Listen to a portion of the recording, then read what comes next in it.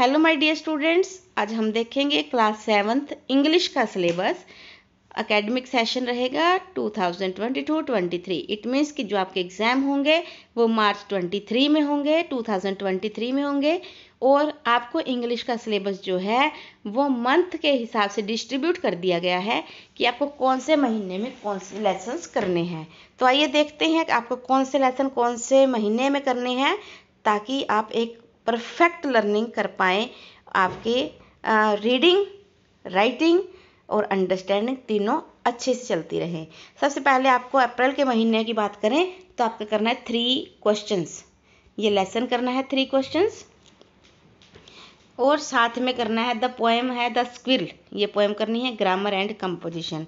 अब जो 701 कॉम्पिटेंसी है जो कि आपको स्क्विल के सामने लिखी हुई है ना, इसमें आपको role play, poetry recitation, skit, drama, debate, speech, ये सब आपको इसमें करनी है। साथ में declamation, quiz on given topic, use new vocabulary, ये आपको सीखना है। 702 में क्या है कि आपको रेलिवेंट इंफॉर्मेशन चूज़ करनी है, नोटिस बोर्ड से, न्यूज़पेपर से, इंटरनेट वगैरह से, ताकि आप इंग्लिश को अच्छे से ग्रास्प करना सीख जाएं। और 703 में आपको करना क्या है कि complete character analysis, sequence of ideas, events, ये सब करने हैं, उनको रिलेट करना है। तो ये सिलेबस था हमारा अप्रैल का। 3 question the squill and grammar and composition में आपको बताते चलेंगे। उसके बाद है मई के महीने में आपको करना है द गिफ्ट ऑफ चैपल्स।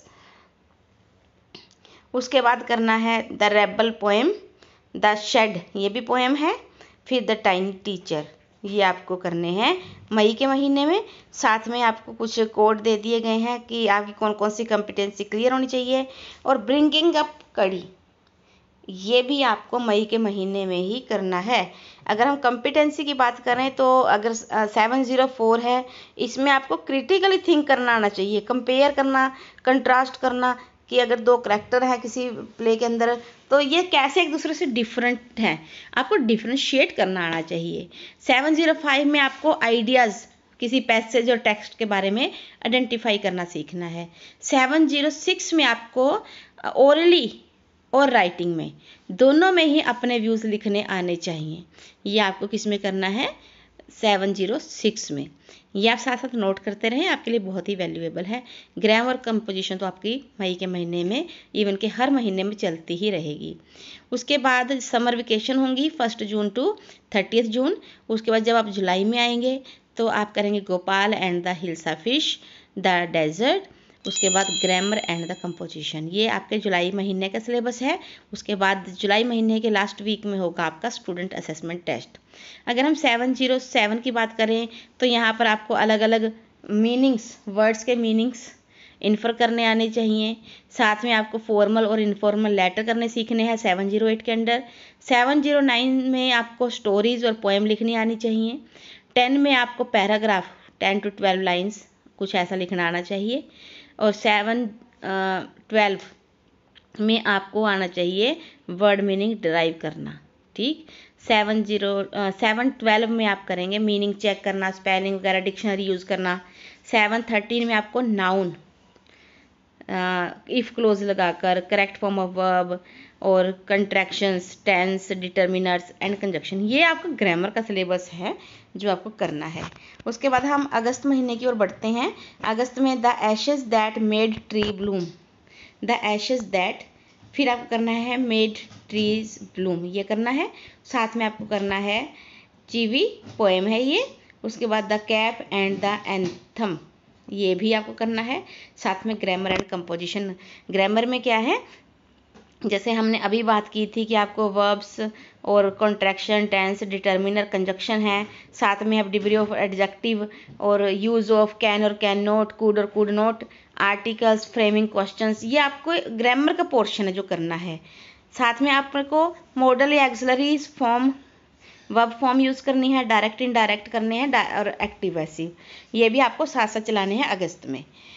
उसके बाद है द क्वालिटी, ये आपको सितंबर में करना है। ट्रीज पोएम करनी है।